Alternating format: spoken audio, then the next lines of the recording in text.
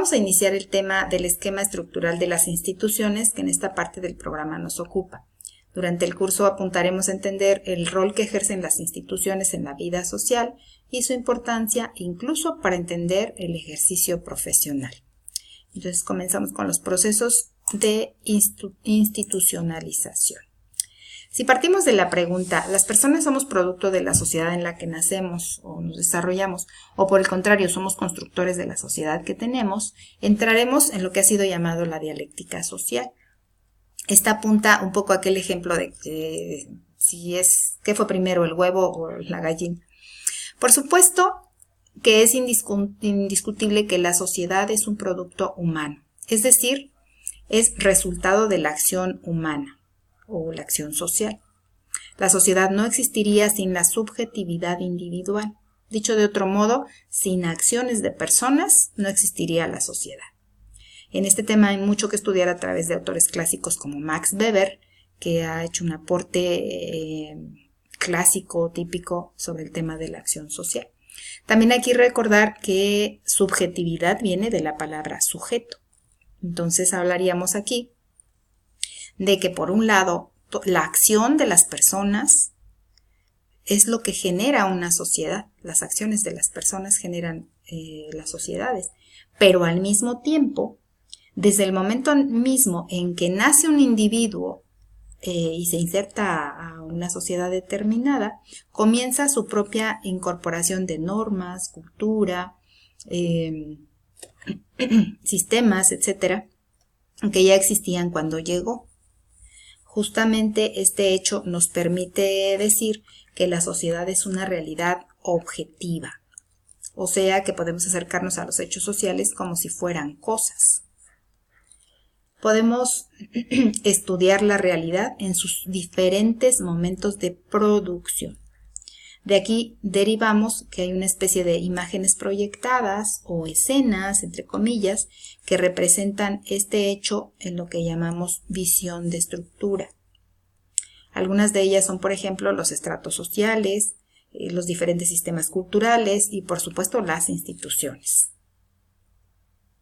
En esta parte es importante recordar que entender la dinámica entre la sociedad, o sea, el escenario, los objetos que forman el escenario, y los actores o actoras, es decir, las personas que ejercen las acciones, los comportamientos individuales. Entender esta dinámica nos llevará a entender también la metodología de la intervención social más adelante en la formación. Bien, el proceso de institucionalización entonces representa el hecho de que la sociedad es una interacción permanente de personas y grupos que se basa en una relación estable. La institución, por otro lado, como lo hemos venido revisando, es un patrón de comportamiento en una sociedad. Aquí pues he anotado otro concepto de Francesc Núñez Mosteo, que es un sociólogo catalán, español, y este representa también esta dialéctica de la que hablábamos. Dice, cada una de las maneras de pensar, sentir y actuar que el individuo encuentra ya establecidas en una sociedad determinada es institución, pero también son aquellas prácticas, acciones y corrientes sociales que se convierten en costumbres en esa sociedad. Aquí vemos que, por un lado, pues la institución la forman pues estas cosas establecidas de una sociedad determinada, pero que las prácticas en el proceso de institucionalización, es decir, las prácticas de las personas, se convierten en costumbres y se vuelven institución.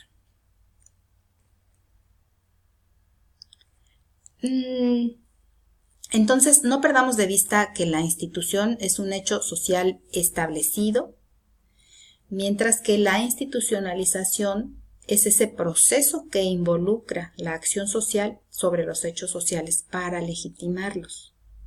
Otra cosa que debemos apuntar es que una institución, pues pueden ser también aquellas imposiciones que la sociedad ejerce sobre los individuos sin mediar su voluntad individual. Mucho se ha hablado de que los grupos hegemónicos, es decir, los que tienen más poder, imponen las instituciones en cualquier sociedad.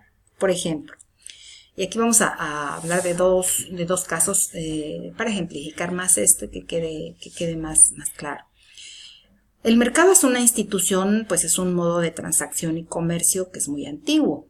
Sin embargo, el poder desorbitante que tiene hoy en día con la evolución del capitalismo, el consumismo y todo este paradigma neoliberal, pues puede ser aplastante. Entonces, aún así, es una institución y no debemos confundir el mercado, como todo este esquema, con organizaciones privadas, como los comercios o los bancos, pues estos no lo son, aunque sean sus formas y sus representaciones. Otro caso, y pensemos en algo arquetípico, si queremos ponerlo así, extremo, pero lo ilustra bien, es que podemos referirnos a la tortura. Prácticamente desde el inicio de los tiempos, aunque en unas épocas más que en otras, se ha legitimado por las razones que los grupos poderosos han establecido y entonces podemos decir que se institucionalizó. En un vistazo histórico terrible de lo que la humanidad ha atravesado. Y esto pues nos sirve para recordar y también trayendo a cuenta pues los trabajos que hemos venido haciendo en los foros. Esto es muy importante de recordar, que las instituciones por supuesto que son factibles de cuestionar y que de ningún modo podemos afirmar que las instituciones son entes que ayudan a la sociedad, o por lo menos no así de impreciso y de escueto.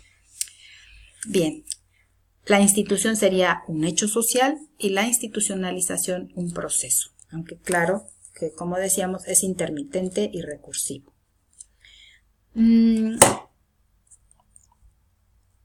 Pero las instituciones para hacerlo también deben poseer ciertas características de las que ya hemos hablado. Por ejemplo, ser coercitivas, es decir, obligan, exigen un orden y obligan. Deben tener continuidad, que garantiza una cierta estabilidad en la estructura social. Tienen historicidad, o sea que definen una sociedad determinada en un tiempo. Son complejas por los procesos que siguen en medio de lo que denominamos hace un momento dialéctica social. A esto se refiere con que son complejas. Y en adelante pues será muy importante distinguir la tipología de instituciones, ya que nos servirá para el proyecto final y que al mismo tiempo pues en la formación de nuestra profesión es muy importante entender. Bien, para terminar de aterrizar esto, vamos a hablar de los procesos de transformación de las instituciones en México, no solamente como un ejemplo más y para que el tema quede más claro, sino porque también para nosotros es muy importante en el ejercicio de la profesión entender esta parte histórica de la institucionalización. Los movimientos sociales, que son, pues, que representan toda una ideología, un pensamiento en un momento determinado, inicia en se refleja aquí en la institución, en el México postrevolucionario. Inician las grandes instituciones que van reflejando los ideales de la Revolución Mexicana, pues a través de la propia promulgación de la Constitución de 1917, que sería un objeto o un hecho social. Recordemos que la estructura del sistema partidista, desde las primeras décadas del siglo XX, ha permanecido con pocos pero significativos cambios. Aquí está representado.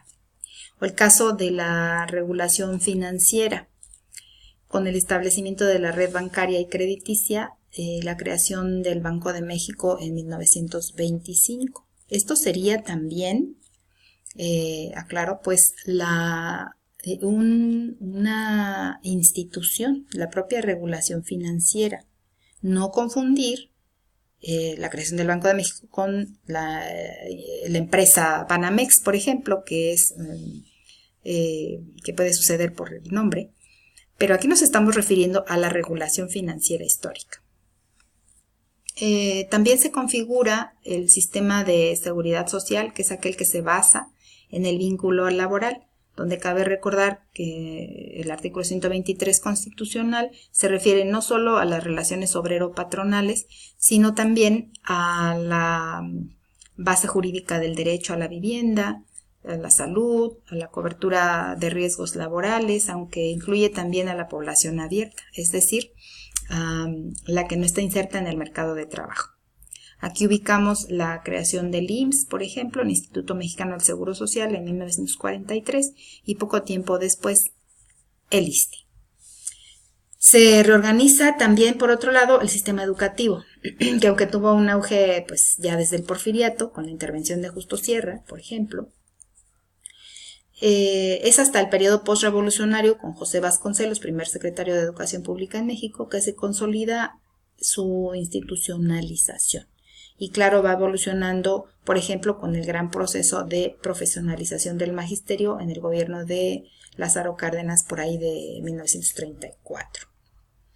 Nos falta aquí la asistencia social, representada principalmente por la creación del Sistema de Desarrollo Integral de la Familia, o el sistema DIF, entre otras instituciones. Todas estas figuras serán coyunturales en el ejercicio de nuestra profesión y que estaremos revisando en las siguientes unidades. Revisemos entonces las siguientes actividades para completar nuestro tema. Hasta aquí esta presentación.